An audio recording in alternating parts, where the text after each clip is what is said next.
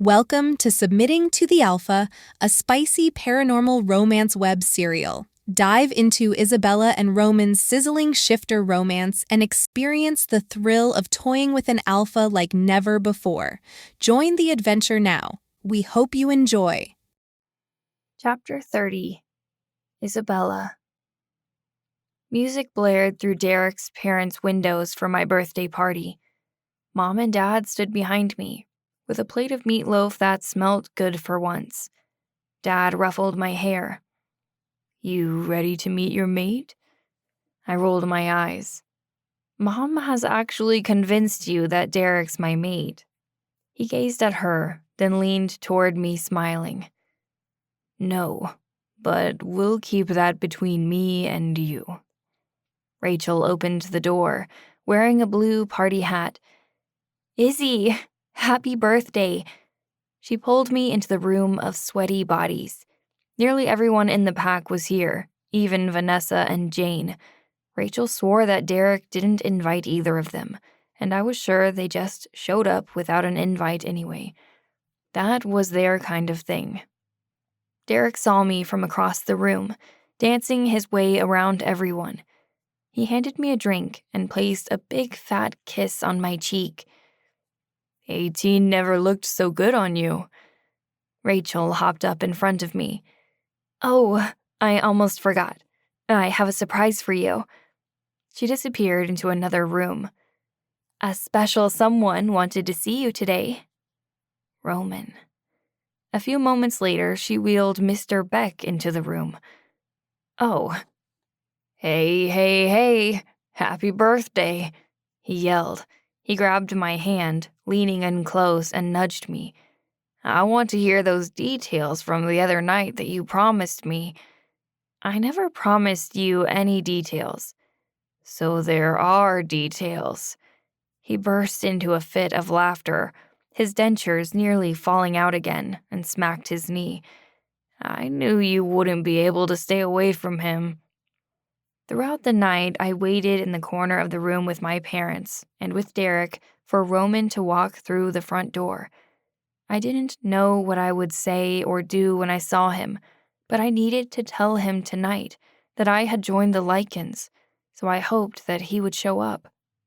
I promised myself that I wouldn't tell anyone until the end of the night. I didn't want to ruin everyone's day. It was a shitty thing to keep this to myself until the very last moment, but a part of me couldn't admit it out loud. This was supposed to be happy, especially for my family. At 9 p.m., Jane and Vanessa walked up to me. "Have you made it yet?" Vanessa asked, voice tense over the music. "We're not mates, Vanessa," I said. Jane grabbed my hand, intertwining my fingers like she did the other day. "My brother said that he couldn't make it tonight. Something came up." "Oh." My heart sank. Roman wasn't coming? He wasn't going to wish me a happy birthday? I thought maybe he'd come for 1 or 2 moments. Hell, out of everyone who Derek invited, I wanted him to come the most.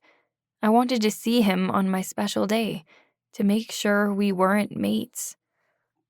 After Jane broke the news to me, I walked out onto Derek's porch and sat on a stair, gazing up at the stars. People left the party wishing me a goodbye on the way out. I smiled as widely as I could, saying goodbye to them for the last time. At midnight, Derek peeked his head out of the house, asking me if I wanted him to bring me home.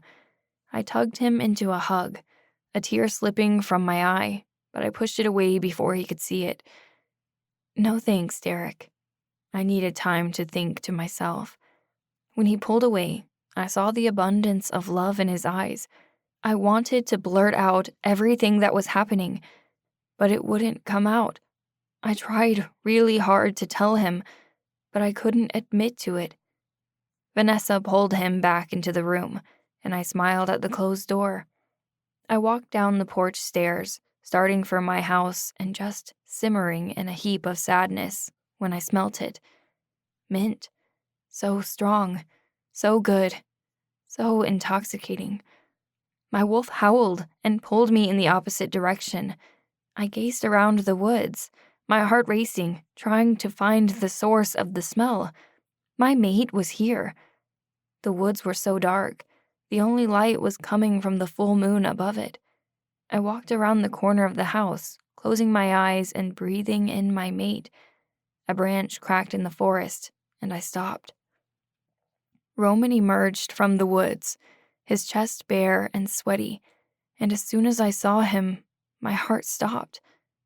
Mate! He smiled when he saw me, his golden eyes devouring mine. Mine, he said, walking toward me. Finally, mine. You've reached the end of this episode. Thanks for listening. To get up to 4 weeks additional uncensored content, subscribe to the podcast at reamstories.com/Amelia Rose Audio. Due to content restrictions, explicit sex scenes will only be available through Ream. But if you'd like to continue listening to my free episodes, make sure to hit the follow button to receive updates.